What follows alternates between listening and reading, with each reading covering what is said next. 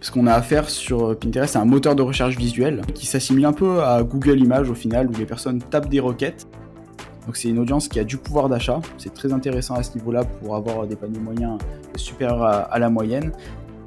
En termes de structuration du compte, on se rapproche un peu plus du business manager de Facebook plutôt que de Google. Hello et bienvenue sur le Gripcast, le podcast qui décortique les stratégies gagnantes de la publicité en ligne. Je suis Benjamin Turc, je gère l'agence Grip, une agence spécialisée dans la publicité sur Google. Aujourd'hui, pas de Google, ni de Facebook, ni d'Instagram. On va parler d'une régie publicitaire, d'un canal d'acquisition qui est encore peu exploité par les e-commerçants, mais pourtant très puissant. C'est ce qu'on va voir aujourd'hui avec mon invité Luc Bermond. Il gère une agence spécialisée dans la publicité sur Pinterest. Alors Pinterest, c'est un levier qui, comme je le disais, est encore très peu exploité. Pourtant, c'est une audience plutôt captive, une audience féminine, et c'est une plateforme qui fonctionne très bien si jamais tu es dans les domaines très visuels comme l'ameublement, la mode, la food. Et on va voir avec Luc aujourd'hui comment créer tes premières campagnes, comment les optimiser, comment traquer ce qu'il faut regarder, les bonnes pratiques en termes de créa, de ciblage, de stratégie d'enchère. Enfin bref, on va faire un tour complet de la plateforme et c'est une vraie masterclass sur la publicité sur Pinterest. Allez, sans transition, je te laisse écouter ma discussion avec Luc.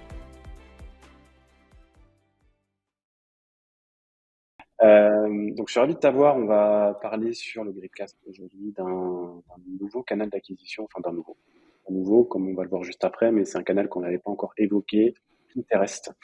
Et avant qu'on entre dans le vif du sujet, je vais te demander de te présenter pour ceux qui ne te connaissent pas encore. Bonjour Benjamin, merci beaucoup pour cette invitation. Du coup, oui, pour me présenter rapidement, donc je m'appelle Luc Bermond, je suis le fondateur de Peanuts Consulting. Donc, on est une agence qui accompagne exclusivement des e-commerçants et des infopreneurs à performer sur Pinterest. On est focus uniquement là-dessus, donc que ce soit sur la partie publicité et la partie organique. Et donc, on gère l'écosystème Pinterest de ces marques e-commerce afin d'exploiter au maximum le potentiel de cette plateforme. Nickel. Donc tu parlais d'organique et de publicité. Moi, la première question que j'avais pour toi, c'était de savoir si, à l'inverse d'autres plateformes où on peut lancer un compte et commencer à faire de la publicité tout de suite, si c'était mieux d'avoir un compte Pinterest déjà qui est bien géré, avec déjà des épingles, un compte avec du trafic. Est-ce que c'est préférable quand on veut se Oui. lancer ensuite à faire de la publicité?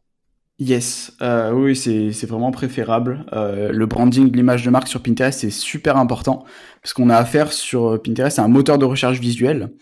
Donc un moteur de recherche visuel qui s'assimile un peu à Google Images au final, où les personnes tapent des requêtes et derrière voient différentes images pour améliorer dans la finalité leur quotidien. Donc c'est un moteur de recherche où les personnes viennent chercher de l'inspiration. C'est très inspirationnel. On vient chercher des nouvelles idées en termes de décoration, comment aménager son intérieur, quel type d'habit porter le matin par exemple. Donc c'est vraiment très large et c'est pour ça que l'image de marque est très importante sur Pinterest. Donc Pinterest, moi j'aime bien le voir vraiment comme un écosystème où on a le branding, l'image de marque qui va être vraiment la base pour derrière avoir une bonne stratégie organique et après une bonne stratégie publicitaire. Donc c'est vraiment indispensable d'avoir au minimum quelques tableaux, quelques épingles pour avoir un branding assez solide et qui va permettre derrière aux publicités d'avoir encore plus de performance et si des personnes viennent sur votre profil, d'avoir un minimum de présence sur la plateforme. Par rapport à l'audience, moi j'ai toujours eu en tête que c'était très féminin et comme c'est très visuel, forcément c'est plus propice à des produits comme de l'ameublement, comme du lifestyle, peut-être peut-être bijoux, aussi de la mode. Est-ce qu'il y a vraiment des typologies de clients et d'acteurs pour qui c'est hyper bénéfique et est-ce qu'au contraire, toi tu as essayé de lancer des comptes dans certaines industries où là pour le coup ça ne fonctionne pas du tout? Oui, en termes d'audience, Pinterest, c'est assez unique et il n'y a pas tous les e-commerce qui peuvent fonctionner sur Pinterest. En termes d'audience, on est sur une audience majoritairement féminine. Donc de base, au démarrage de Pinterest, on était sur 80% de femmes. Après, c'est descendu à 70% et maintenant on est aux alentours des 60%. Il y a de plus en plus d'hommes qui arrivent sur la plateforme, mais ça reste quand même majoritairement féminine. En termes d'audience et en termes de thématiques qui fonctionnent le mieux sur la plateforme, on a la décoration, la mode, la partie food, nutrition, ça fonctionne bien. On a les bijoux. Donc, c'est vraiment très large. Mais en fait, ce qu'il faut se poser comme question, c'est surtout qu'est-ce que l'audience va chercher sur cette plateforme, et c'est surtout dans ces thématiques-là. Et après, il y a d'autres sous-thématiques. Il y a la beauté également que j'ai pas cité, mais il y a vraiment des dizaines, voire centaines de thématiques et de niches qui fonctionnent très bien sur cette plateforme. Et il faut surtout penser en termes d'audience, qui est une audience majoritairement féminine, en termes de typologie, en termes d'âge. Il y a beaucoup de mères de famille sur cette plateforme. On a 60 ou 70% de l'audience qui a plus de 25 ans. Donc c'est une audience qui a du pouvoir d'achat. C'est très intéressant à ce niveau-là pour avoir des paniers moyens supérieurs à la moyenne. Et donc on a une audience au final plus féminine et plus au-delà des 25 ans. Donc typiquement, c'est des profils des jeunes mères de famille, des jeunes couples qui rentrent dans la vie active. Donc on a beaucoup ce type de profil sur Pinterest. Donc là, quand on t'écoute, on est plus sur du B2C. Est-ce que tu as des clients ou est-ce que tu as vu des comptes fonctionner en B2B aussi? Il y en a quelques-uns en B2B, mais Pinterest, ça reste majoritairement du B2C. En B2B, ce qui fonctionne bien, il y a juste la décoration. Il y a beaucoup de chefs d'entreprise ou de personnes, d'architectes qui viennent chercher des designs sur Pinterest pour s'inspirer. Il y a des personnes qui viennent chercher des templates Canva pour faire des designs, des sites, des logos. Donc c'est la partie B2B de Pinterest, mais elle est assez limitée comparée à la partie B2C qui, je dirais, est 90-95% des volumes de recherche sur la plateforme.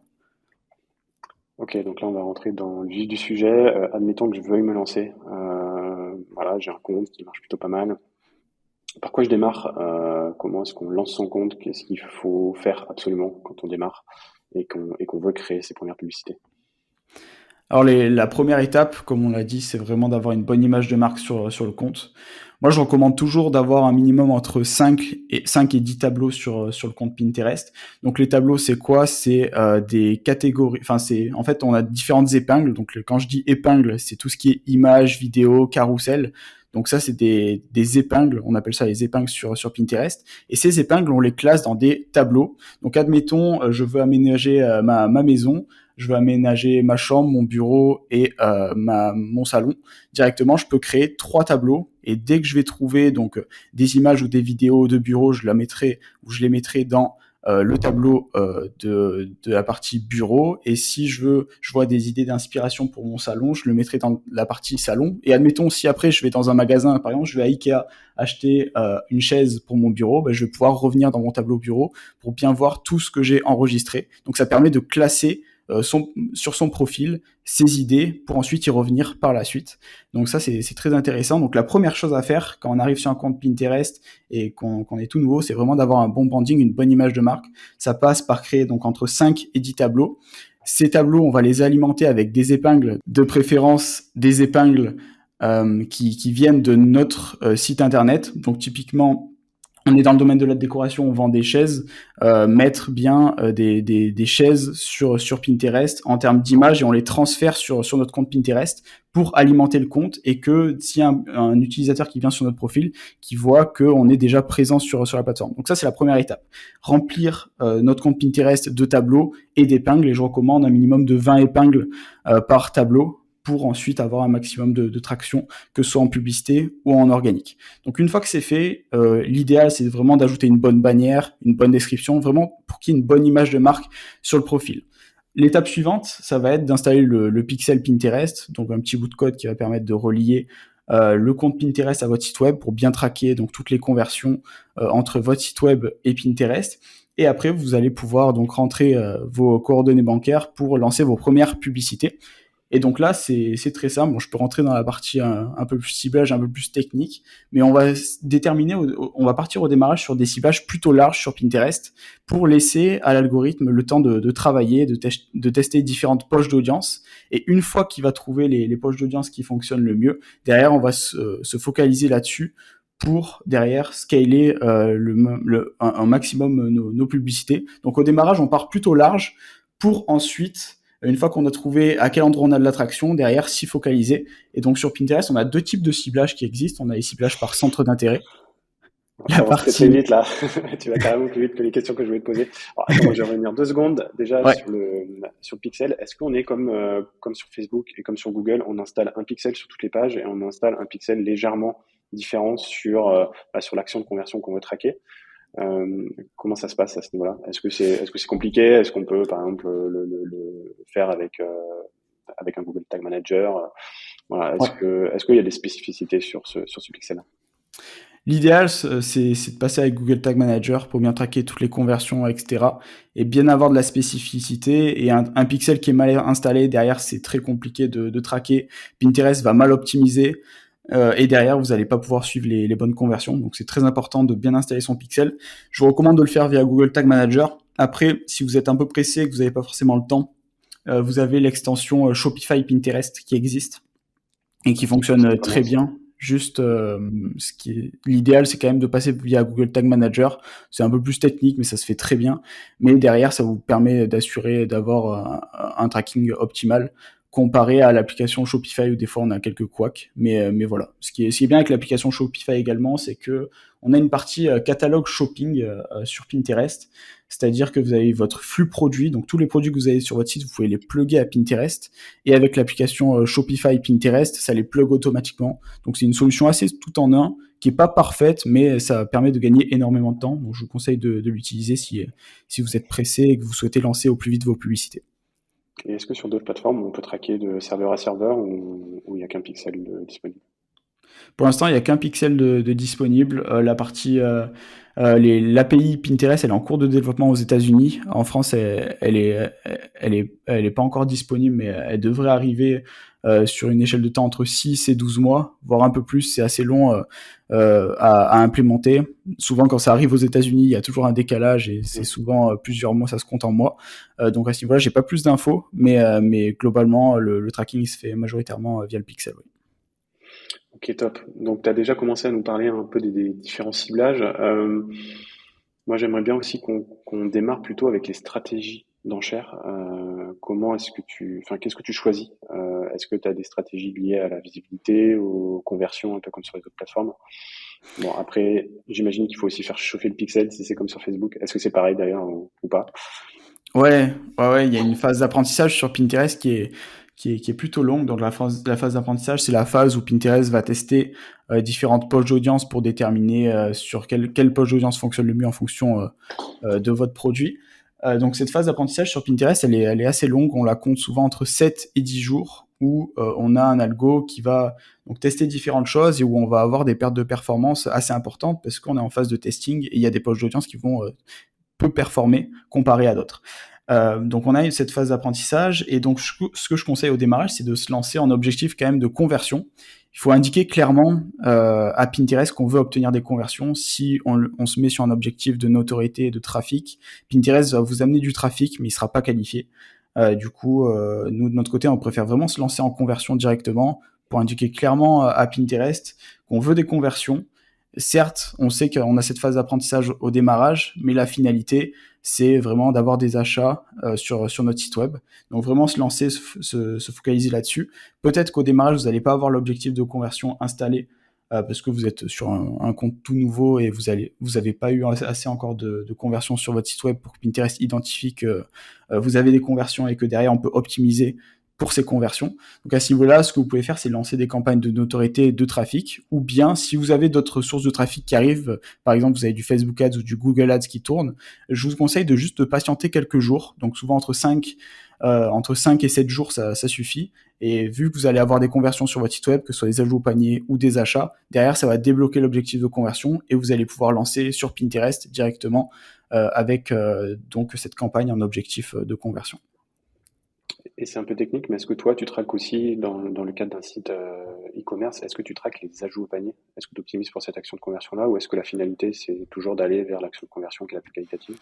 On préfère aller directement sur la partie paiement final, donc checkout directement, donc les achats. La partie ajout au panier, on la regarde surtout en termes de statistiques dans le dashboard voir où est-ce que ça bloque dans le funnel, si c'est si les personnes ajoutent au panier, si le taux de conversion entre la partie ajout au panier et site, c'est super important.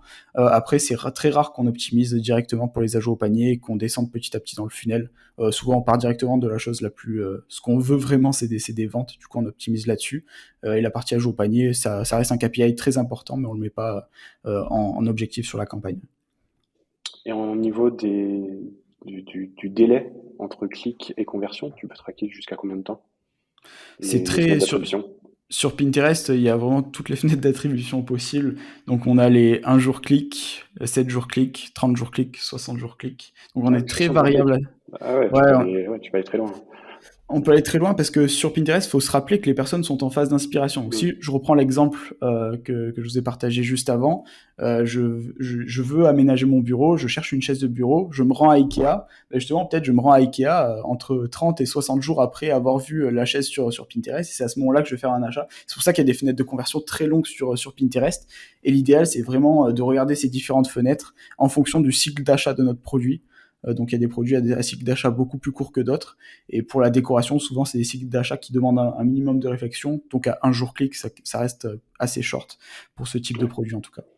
Ok, donc toi, ce que tu recommandes, c'est vraiment savoir quel est ton cycle d'achat à peu près moyen et de mettre la fenêtre de conversion en fonction. Tu peux pas ajuster la fenêtre de conversion par campagne au niveau du pixel ou au niveau de la Si, campagne. Comment tu peux faire si tu ça? peux le faire tu peux le faire par campagne. Tu demandes à Pinterest en fait sur quelle fenêtre de conversion optimiser. Et ça, tout dépend de votre produit. Donc oui, on peut le faire par campagne. Et après, c'est surtout aussi dans l'analyse des datas derrière, en fonction des datas que vous avez, comment les analyser et de prendre la fenêtre de conversion appropriée. Ouais. Puis peut-être que selon le type de campagne, peut-être que sur du remarketing, tu vas être sur une fenêtre de conversion un petit peu plus faible C'est ça, versus exactement. un ciblage beaucoup plus large, comme tu disais tout à l'heure, où là tu vas prendre une grosse fenêtre, quoi. Exactement. Mm. Ok, donc au niveau du ciblage, tu en as parlé déjà tout à l'heure, commencer par des gros pools d'audience. Est-ce que tu as différents types d'audience, comme on peut voir sur Google, avec des audiences très liées à des intentions d'achat, d'autres liées à des affinités? Qu'est-ce que tu as comme type de ciblage dispo sur Insta, sur Sur Pinterest, pardon? Pinterest. Sur Pinterest, on a donc deux types de ciblage, les ciblages par centre d'intérêt et les ciblages par mots-clés. Donc pour commencer par les ciblages par mots-clés, donc ce qui est intéressant, c'est que début 2022, ils avaient fait Pinterest une petite optimisation sur la partie mots-clés, où on pouvait cibler les mots-clés en fonction des personnes qui avaient tapé ces mots-clés, donc soit dans le passé ou qui tapent activement les mots-clés sur le moteur de recherche Pinterest. Malheureusement, ça a été une fonctionnalité qui a été supprimée récemment. Donc c'était quelque chose où on a fait pas mal d'A/B tests là-dessus. Et à ce niveau-là, c'est l'angle marketing qui doit être différent en fonction de à quel moment on cible ces personnes-là. Mais globalement, maintenant, ce qu'on revient sur la partie mots-clés, c'est vraiment ce qu'il faut faire, c'est vraiment mettre des listes de mots-clés en fonction. Ce qui fonctionne sur Google Ads, vous pouvez le remettre sur Pinterest directement. C'est quand même une bonne pratique. Après, il y a des mots-clés qui sont assez différents parce qu'on est plus dans une phase d'inspiration sur Pinterest. Donc, les personnes ne tapent pas de nom de marque comparé à Google. Les personnes sont vraiment là en quête d'inspiration et elles sont en amont de l'achat et elles sont prêtes à t'influencer pour voir sur quel type de produit elles vont partir. Donc à ce niveau-là, en termes de mots-clés, on est plus sur des mots-clés assez larges. Donc par exemple, si je prends l'exemple d'une chaise de bureau, on va pas mettre chaise de bureau Ikea. On va mettre chaise de bureau noire, chaise de bureau salon, chaise de bureau chaise de bureau, table en bois. Enfin, on est vraiment en phase d'inspiration sur Pinterest où les personnes tapent des mots-clés très larges. Ça, il faut le prendre en compte. Donc ça, c'est cette partie mots-clés où l'idéal, c'est de laisser quand même le choix à Pinterest au démarrage de partir sur tel ou tel mot-clé. Donc d'en mettre souvent entre 25 et 30 dans la partie mots-clés si vous faites uniquement du ciblage par mots-clés. Et après, on a une partie centre d'intérêt. Donc là, pour la déco, on a le centre d'intérêt décoration maison qui est l'un des plus grands sur Pinterest avec des sous-intérêts qui segmentent en fonction des pièces de la maison. Donc on a salon, bureau, etc. Et puis là, à ce niveau-là, je vous recommande de partir large pour laisser le choix à l'algorithme de choisir les bons prospects en fonction de votre type de produit. Donc en termes de reach, tu en auras toujours plus en ciblant des intérêts plutôt que des mots-clés? Exactement, C'est, ouais. La différence, elle est ok. assez flagrante à ce niveau-là, surtout pour des centres d'intérêt comme la décoration, où là, ça prend directement plusieurs millions de personnes instantanément. Parce que les mots-clés, tu as dit que ça a changé en 2022, mais ça fonctionne comment maintenant? Je ne sais pas si tu l'as dit, mais avant, donc, tu disais que c'était par rapport à ce qu'avaient tapé les gens dans le moteur de recherche, directement. Et là, maintenant, ça se comporte comment enfin, ça matche comment avec les mots-clés que tu mets dans Pinterest? C'est toujours la même chose, je me suis mal exprimé, mais en fait, ils avaient ajouté une fonctionnalité Pinterest pour segmenter en fonction des personnes qui ont tapé précédemment le mot-clé et les Mhm. personnes qui tapent activement le mot-clé. Donc il y avait cette fonctionnalité qui était apparue, mais maintenant on n'a plus cette fonctionnalité et directement ça cible un peu les deux, donc les personnes qui ont tapé précédemment les mots-clés et les personnes qui tapent activement. Mais il n'y a plus cette segmentation qui est possible, c'est juste ça la petite subtilité. Et tu sais pas sur quelle fenêtre, si c'est sur les derniers 30 jours, 15 jours, 7 jours. C'est Tu pas saurais même précisé pas par quoi. Pinterest. Ouais, Ouais, c'est pas c'est pas. précisé par Pinterest et c'est l'algorithme en interne qui optimise. Du coup, j'ai pas l'info. Ok. Donc on commence par des intérêts. Tu recommandes de créer plusieurs campagnes ou comment est-ce que tu segmentes derrière tes différents produits? Est-ce que d'ailleurs ça fonctionne de la même manière que les autres plateformes où ta campagne, groupe d'annonces, annonce, ou est-ce que c'est structuré d'une autre manière? C'est la même structure. C'est exactement la même structure en termes de structuration du compte. On se rapproche un peu plus du business manager de Facebook plutôt que de Google, avec cette partie créa qui est très importante sur Pinterest. Après, quelle était ta question déjà sur... Eh ben, c'était combien de campagnes tu crées au départ? Est-ce que par Ah oui. exemple si et on va reprendre par exemple l'exemple de la maison, hein, je suis un magasin de meubles, je vends et des chaises et du et des bureaux et des tables. Est-ce que je fais une campagne par type de meuble? Est-ce que je fais une campagne par audience et je mets les différents types de produits que j'ai dans différents groupes d'annonces? Comment est-ce que tu structures toi de ton côté et qu'est-ce que tu recommandes en termes de nombre de campagnes, etc., etc. Bon, après, bon, je pense que j'imagine que ça dépend aussi du client, du budget, Mhm. mais bon, les bonnes pratiques à ce niveau-là, quoi. Les bonnes pratiques à ce niveau-là, c'est que si vous avez du budget, l'idéal c'est vraiment de segmenter par produit ou par groupe de produits. Donc pourquoi pas si vous avez donc un gros store de décoration, ou si on prend l'exemple de La Redoute ou de Maison du Monde, c'est vraiment de segmenter par typologie de produit, c'est-à-dire créer une campagne pour tout ce qui est objet qui va dans le salon, objet cuisine, etc., etc. Donc ça serait créer des campagnes à ce niveau-là. En termes d'autres campagnes à créer, après il faudrait les segmenter en deux parties. Donc créer une campagne avec des centres d'intérêt et une campagne avec des mots-clés. Donc ça ferait quoi? Ça ferait euh, une campagne d'acquisition intérêt cuisine par exemple, acquisition mots-clés cuisine. Donc vraiment on est là-dessus. Et parce qu'on est en campagne CBO, donc Campaign Budget Optimization, c'est-à-dire que le budget se répartit au niveau de la campagne et pas au niveau des groupes d'annonces. Donc c'est très important à prendre en compte parce que si vous mettez donc une campagne avec des intérêts et des mots-clés, l'algorithme, il va voir que la taille d'audience est super importante sur les centres d'intérêt, il va dépenser tout le budget sur les centres d'intérêt, et vos mots-clés ne vont pas dépenser beaucoup de budget, alors qu'il pourrait y avoir beaucoup plus de performance. Donc à ce niveau-là, c'est très important de bien segmenter et de bien créer une campagne pour les centres d'intérêt, une campagne pour les mots-clés, et puis après, bien segmenter en fonction de vos groupes de produits. Et après, en termes de créa, c'est très important d'en tester plusieurs. Moi, je recommande d'en tester par groupe d'annonces. Derrière, d'en tester entre 3 et 6 au maximum, parce qu'après, on voit vraiment une perte de performance si on en met plus, parce que l'algorithme, à ce niveau-là, après, c'est plus du hasard qu'autre chose, et il n'y a pas vraiment une notion d'optimisation. Et 3 au minimum pour laisser quand même de la marge de manœuvre à l'algorithme et de choisir la bonne créa. Et il est très fort Pinterest en termes de créa, vu qu'on est sur un moteur de recherche visuel. Il arrive très rapidement à déterminer si une créa va fonctionner ou pas. Donc il faut le prendre en compte également. Ok, donc si je repars sur tes exemples déjà en termes de structure, on a deux campagnes pour la cuisine, une par mot-clé, une par centre d'intérêt. Donc après, on trouve les groupes d'annonces. Et dans les groupes d'annonces, tu ferais comment? Tu mets par exemple tout ce qui est ustensiles dans un groupe d'annonces avec les meubles de la cuisine, un groupe d'annonces avec, je sais pas moi, des placards. C'est comme ça que tu procèdes. On peut procéder comme ça. Après, à l'intérieur des groupes d'annonces, ce qu'il faudrait tester, c'est vraiment différents centres d'intérêt. Oui, d'accord. Donc là, partir typiquement sur de la décoration, c'est trop large, donc il faut vraiment prendre des sous-catégories de la décoration pour voir ce que ça va donner. Ou bien on peut rester très large et laisser le choix à l'algorithme de Pinterest de choisir quel type d'audience partir. Mais également, une fois que vous allez lancer un peu des campagnes, vous allez dépenser un peu de budget, si vous arrivez un jour à épuisement, ce qu'il faut faire, c'est vraiment cibler des centres d'intérêt qui sont pas en corrélation directe avec votre produit, mais cibler des centres d'intérêt, par exemple la mode femme, typiquement des personnes qui recherchent dans de la déco, elles recherchent également des choses et des habits sur la partie mode femme, donc il ne faut pas hésiter à cibler aussi cette partie-là. Et c'est très important de le prendre en compte. Donc, en termes de groupe d'annonces, ce qu'on peut faire, c'est cibler donc soit décoration maison ou soit plusieurs groupes d'annonces des sous-intérêts de la décoration maison, ou bien prendre donc cet intérêt-là, décoration maison, et ajouter par la suite donc différents centres d'intérêt reliés à la décoration maison en termes d'audience. Il faut vraiment toujours penser en termes d'audience et pas tellement en termes de finalité. Et pour la partie mots-clés, cette partie-là mots-clés, l'idéal c'est vraiment d'ajouter tous les mots-clés qui sont autour de votre produit pour ensuite affiner, voir ce qui fonctionne, exclure les mots-clés qui ne fonctionnent pas. C'est un peu vraiment comme Google Images. Et derrière, comme Google, pardon, Google Ads.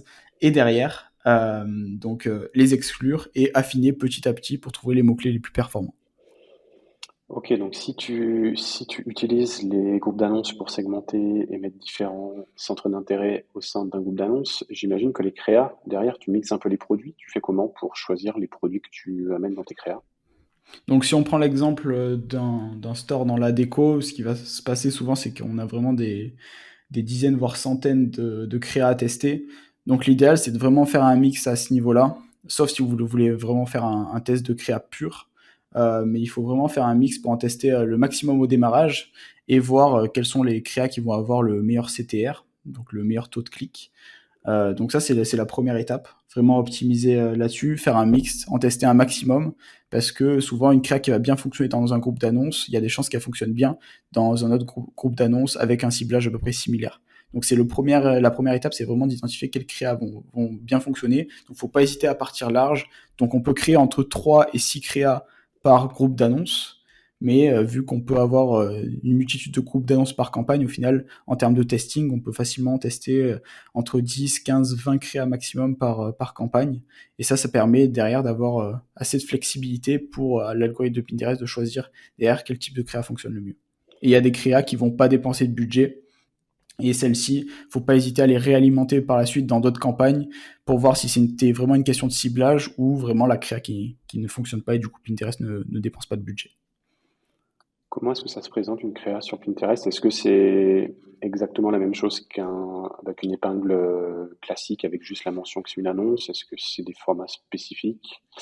J'ai cru comprendre que tu pouvais mettre aussi de la vidéo ou des gifs. En tout cas, moi, je me rappelle qu'à l'époque, et c'est vrai que quand j'ai déménagé, je crois que je me suis fait quelques sessions sur Pinterest et je tombais souvent sur des gifs, tu sais, avec des ustensiles, tu sais, je crois que c'était pour de la cuisine, là, des trucs un peu innovants, qui marchaient très bien avec des gifs d'ailleurs. Et puis c'est vrai que ça donnait envie. Enfin, ouais, ouais, ouais, je me rappelle avoir cliqué d'ailleurs plusieurs fois dessus. Mais ouais, donc au final, comment est-ce que ça se présente et est-ce qu'il y en a qui fonctionnent mieux que d'autres en termes de type de créa, je parle. En termes de format de créa, on est sur un format vertical sur Pinterest et en termes de type de créa, donc on est sur des créas vraiment similaires aux épingles organiques. Donc pour que ça soit vraiment uni dans le fil d'actualité. Donc on a des pins statiques, des images, on a des vidéos, des carousels. Donc à ce niveau-là, c'est exactement la même chose. On peut mettre des gifs aussi. Et en termes de créa qui fonctionne le mieux, ça dépend beaucoup de la catégorie dans laquelle on est.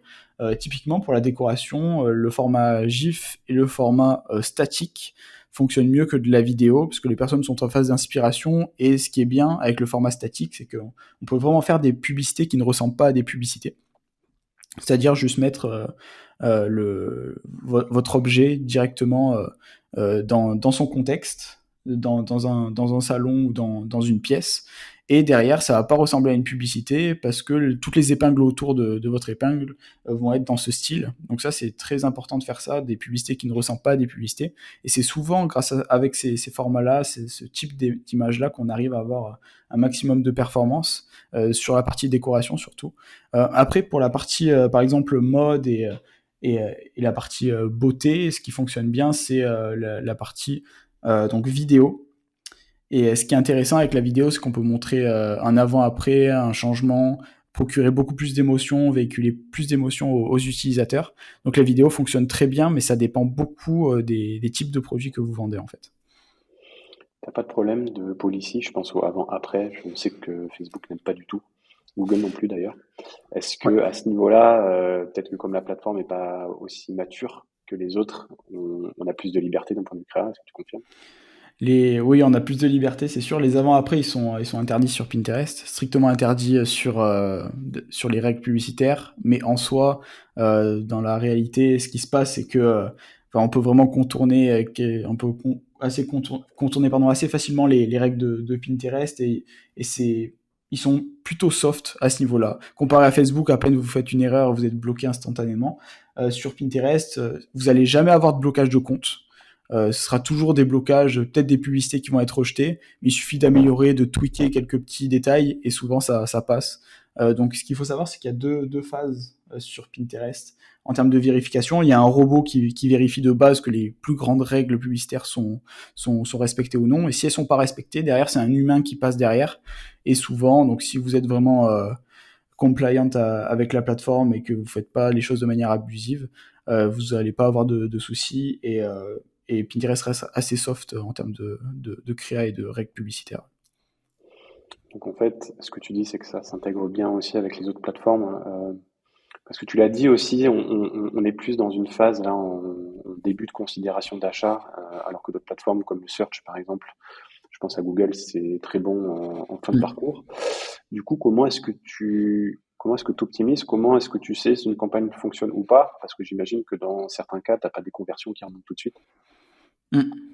Bah justement, ça se joue beaucoup dans l'effet de connaître le cycle d'achat, jouer entre les différentes fenêtres d'attribution pour voir à partir de quel moment les personnes convertissent et vraiment faire la distinction entre l'acquisition et le retargeting sur ces fenêtres d'attribution. Parce qu'une personne qui vous connaît déjà, elle aura tendance à acheter beaucoup plus vite qu'une personne qui ne vous connaît pas.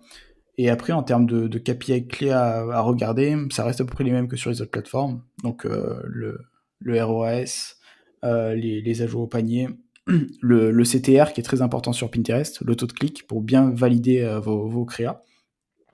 Donc Un après, bon taux de clic oui, sur Pinterest, c'est combien à peu près? c'est très variable en fonction des thématiques. Dans la décoration, on est supérieur à 1,2% à peu près. Dans la mode, supérieur à 0,7%. En moyenne, si on devrait lisser toutes les catégories, on pourrait dire c'est du 1%. Mais c'est beaucoup, ça divague beaucoup entre les thématiques. Et par exemple, la beauté, c'est très difficile d'avoir un CTR supérieur à 0,7. Donc ça dépend beaucoup des thématiques, mais on peut se dire 1% au global. Et sachant que la décoration, souvent, on aura des CTR supérieurs. Et c'est comme les autres plateformes, tu as un bon CTR et moins tu payes cher tes clics, c'est ça? C'est ça, exactement. Ouais, donc Exactement, mais c'est un peu toujours le optimisé. parcours. Vous allez avoir des CTR des fois super bons, mais derrière pas de conversion. Donc il faut vraiment Mm. que toute la lignée au global soit importante et bien optimisée sur les conversions que vous amenez derrière. Parle-nous un peu des résultats que tu as eu pour tes clients. Est-ce que d'ailleurs c'était des clients qui utilisaient déjà d'autres plateformes et qui ont pris Pinterest comme un canal additionnel? Est-ce que c'est ça généralement qui se passe ou des gens qui n'utilisent que Pinterest et qui ne font que ça? C'est quoi à peu près là? Du coup, On a tu vois, on a les deux cas de figure, mais on peut dire que 80-90% de nos clients, ils sont déjà présents sur Facebook Ads, Google Ads, la plupart du temps, et des fois sur d'autres plateformes même, mais ils veulent s'étendre et utiliser Pinterest pour scaler de manière assez horizontale avec différentes plateformes. Et donc, à ce niveau-là, c'est la majorité du temps, le product market fit, il a été déjà validé sur Facebook Ads ou Google Ads, et après on ajoute Pinterest pour augmenter la portée, la notoriété et payer des coûts publicitaires beaucoup moins chers que sur Facebook. Mais ce qu'on aime bien et ce qui est bien, c'est que Facebook, il va vous donner du feedback de marché beaucoup plus rapidement que Pinterest. Et Pinterest, faut le voir comme un accélérateur par la suite. Parce que sur Pinterest, les personnes sont en phase d'inspiration, donc l'acte d'achat, des fois, il met un peu plus de temps à arriver, et sur Facebook, on est de manière un peu plus directe. Donc c'est souvent des marques qui ont déjà leur produit market fit qui fonctionne bien, et derrière, on utilise Pinterest pour étendre la portée, étendre le tout, et avoir un maximum de performance. Et après, on a des clients qui sont uniquement sur Pinterest, et là, pour des clients qui sont uniquement sur Pinterest, on n'hésite pas à utiliser du retargeting sur Facebook, parce que Facebook est très bon pour achever les ventes, et pareil sur Google Ads, on n'hésite pas à l'utiliser, donc toute la partie Google Shopping, etc., parce que c'est déjà très important d'avoir une omniprésence, et aussi c'est très important d'être sur d'autres plateformes pour vraiment, il y a des plateformes qui sont meilleures pour achever les ventes que d'autres. Pinterest est très bon pour travailler le haut de funnel et travailler la partie inspiration pour trouver de nouveaux clients. Il y a une partie en retargeting. Pinterest est très bon pour faire de la conversion, mais si vous voulez maximiser vos chances de convertir, derrière, ça passe par être omniprésent sur Google Ads, Facebook Ads pour vraiment achever les ventes et maximiser le ROS au global. Il faut vraiment avoir cette vision au global de votre écosystème.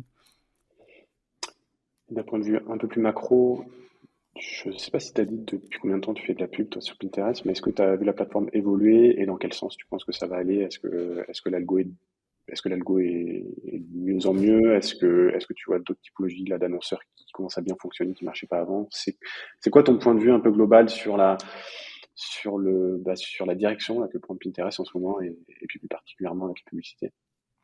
Ouais, ça fait 2 ans que je me suis lancé et que je lance des publicités sur Pinterest. Au tout début, j'étais sur la partie organique parce que les publicités sur Pinterest, elles étaient déjà présentes, mais le truc, c'est qu'elles amenaient beaucoup de trafic, mais du trafic très peu qualifié.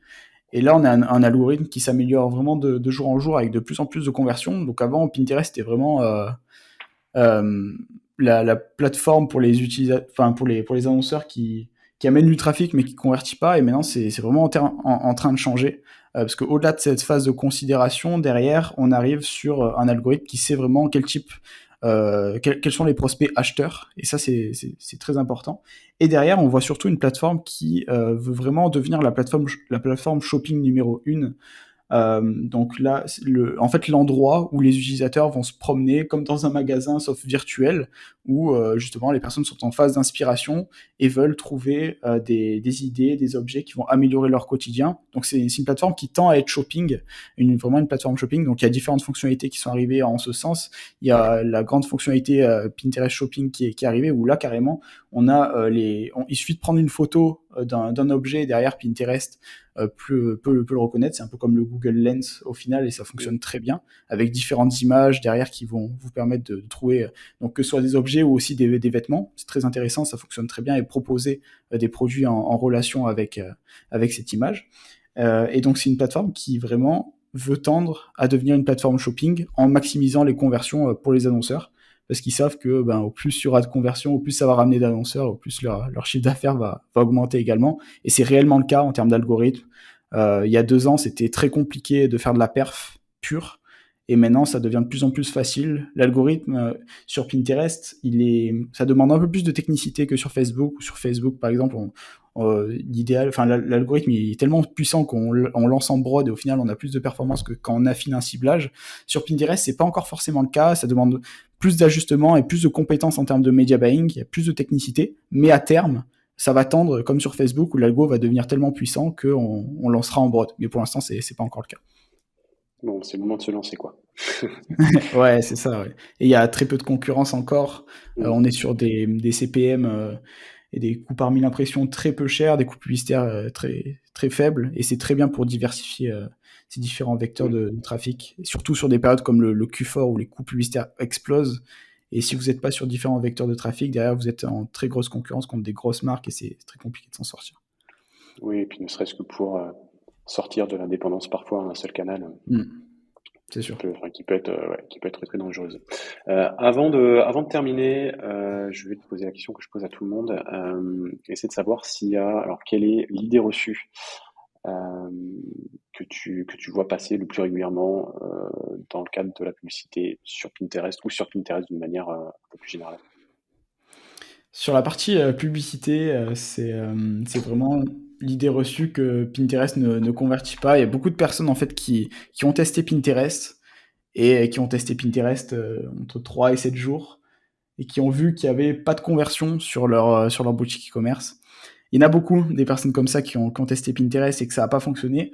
Bah pourquoi ? Parce que entre 3 et 7 jours, vous êtes en plein dans la phase d'apprentissage où vous avez 80% de perte de performance, où l'algo va tester différentes poches d'audience et derrière vous allez avoir de mauvaises stats. Et ça décourage beaucoup d'annonceurs. Il y a beaucoup d'annonceurs qui se lancent sur Pinterest, mine de rien, qui testent la plateforme, mais qui y vont avec la même approche que Facebook. Il y en a énormément. Et c'est la meilleure manière au final de ne pas perdurer et de tester la plateforme quelques jours et après de revenir sur d'autres plateformes. Mais c'est vraiment l'idée reçue, c'est que Pinterest ça ne convertit pas parce que les personnes qui se lancent en fait elles sont en plein dans la phase d'apprentissage. Mais dès qu'on passe ça, derrière on arrive vraiment sur un océan bleu où l'objectif c'est vraiment d'avoir de la stabilité et vous allez pas avoir de blocage, etc. Plein d'avantages. Mais c'est l'idée reçue principale qu'on a sur cette plateforme. Oui, c'est parce qu'ils se lancent pas avec les bonnes personnes. Aussi. D'ailleurs, avant de te laisser, où est-ce qu'on peut te retrouver si jamais on a envie d'en savoir un peu plus, si on a envie de bosser avec toi? L'idéal, c'est de taper Luc Bermond sur YouTube. Donc, j'ai une chaîne YouTube où je partage beaucoup de conseils sur Pinterest. J'y propose également des études de cas où j'analyse les plus gros comptes Pinterest du marché francophone. Donc là, vous allez pouvoir y retrouver différentes bonnes pratiques à suivre sur la plateforme et des études de cas vraiment concrètes où je vais sur les comptes et j'analyse quelles épingles fonctionnent le mieux, le pourquoi du comment. Et avec plein de vidéos tutoriels qui va pouvoir vous aider à vous lancer sur Pinterest. Et après, si vous souhaitez me contacter, vous pouvez me contacter directement sur LinkedIn et vous abonner à mon compte LinkedIn si vous souhaitez voir mes posts.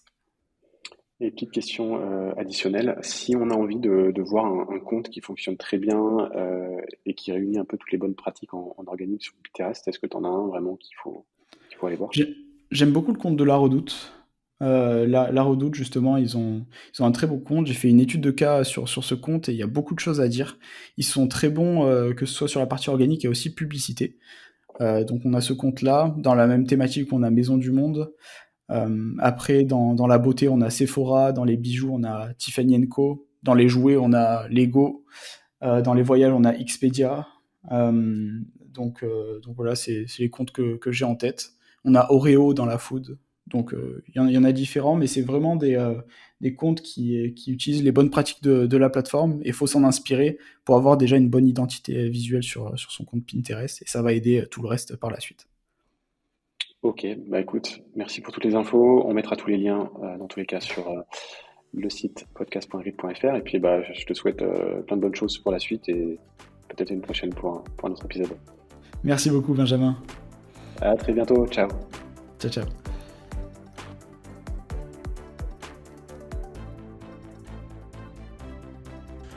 C'est la fin de cet épisode, merci de l'avoir écouté jusqu'au bout et j'espère surtout qu'il t'aura plu.